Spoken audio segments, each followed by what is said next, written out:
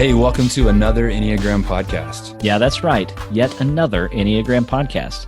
But this one's different. Another Enneagram podcast is here to help you be a better leader for your team. We know leadership is already challenging enough, and it can be downright frustrating when your team communication breaks down. Another Enneagram podcast is here to tell you stories of leaders just like you who are learning how to lead their teams better with the Enneagram. If you want your team to communicate better, be more productive, and love their jobs, another Enneagram podcast is for you. Hey, welcome back to another Enneagram podcast. This is your host, Ryan, and your other host, Cody. And we are wrapping up, final episode wrapping up, our top 10 Enneagram questions mini-series.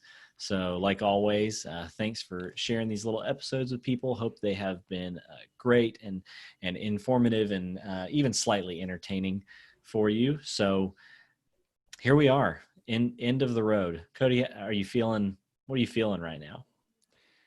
I feel like this has been great. I feel like this has been a cool little series, even for people to they're trying to figure out some Enneagram stuff. But I just think it's really funny and interesting that this is where we're going to land on number one. Out of all the questions that you've ever received, and this one feels like the most Facebook pop-up quiz question. It does. And we won't make people wait any longer, other than to say that the reason this is number one is because it is the one that I have been asked the most. And part of me hates that. But here it is. Number one. Which numbers make the best combination in romantic relationships? Oh my gosh. I love it. Is it a cop out if I just say that that's a ridiculous question? If you go into more detail and explain why it's a really ridiculous question. Sure. Go for it. Sure. Yeah. So I'll say it like this. I have, since being introduced to the Enneagram, I have seen and met a lot of couples that are of the same type. Like I've met a lot of 2 and 8 combos.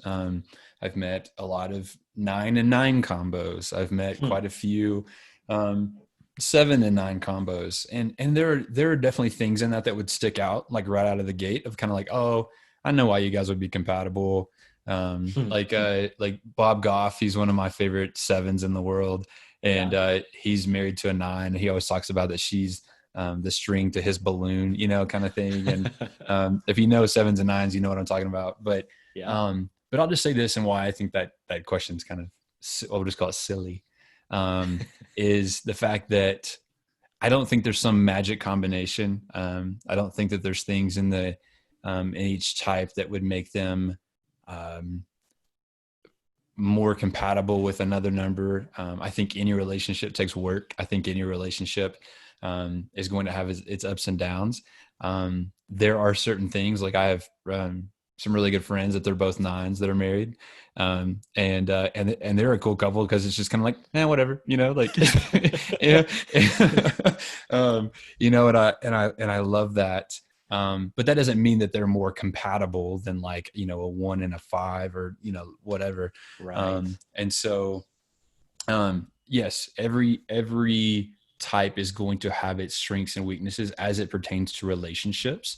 And we referenced this a while back, but there's a few different resources that we brought up that actually give some insight into those relationships and how different types will work and have stress points in their relationship with each other. So I think my final answer in all of that is just that I don't believe that one combination of types is going to have a better chance of a successful relationship just based off of their core type. Yeah. No, I couldn't agree more, man. I think it doesn't matter the actual number as much as it does, like you were saying, relationships take work. And there is no combination that's going to be like, oh, we get along perfectly. And even if you're the same type, that's the thing too, is like, you put 2 9s together, you got problems. You put two 4s together, you got problems. Like, it doesn't matter if you're the same number or different. Every number is going to have things in common with other numbers and things that frustrate them about other numbers. And so, yeah, no magic combination, no silver bullets there. By any means. You were talking about ones that you have seen a lot of, and I think most people that have been in this conversation very much could probably say some different combinations that they see often. But what I love is that most of the time when I've heard people make statements like that, they're always different from other people. So the one that I see the most is one that you didn't even name, which is 8s and 9s together. I know more 8 and 9 couples, bar none, than any other combination. Wow. And honestly, it's usually a female 8 with a male 9. I know a lot of those. That's cool. Yeah, but yeah, you ask 10 different people who are in on this conversation, and you'll probably get 10 different answers for what they see most often. And so that's just more to the point of what we're saying. There's not, oh, you're a 6, you should definitely be with this number, right? Like, far more important than that is how healthy are each of you in those numbers. You talked a few episodes ago about levels of development, right? And how healthy or unhealthy a person is. And those, I think, matter far more. You can get any combinations to work if you're both operating in a healthy way.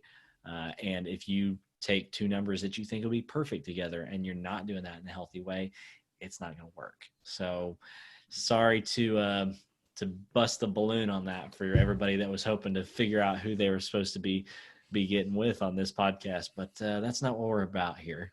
Yeah. 2 unspoken rules of the Enneagram community is don't type other people and don't play matchmaker with types. Don't do that. Nobody appreciates that. Well, I'll say this just for example, as you were talking, I was thinking about this, but Ryan and I are actually both married to 6s.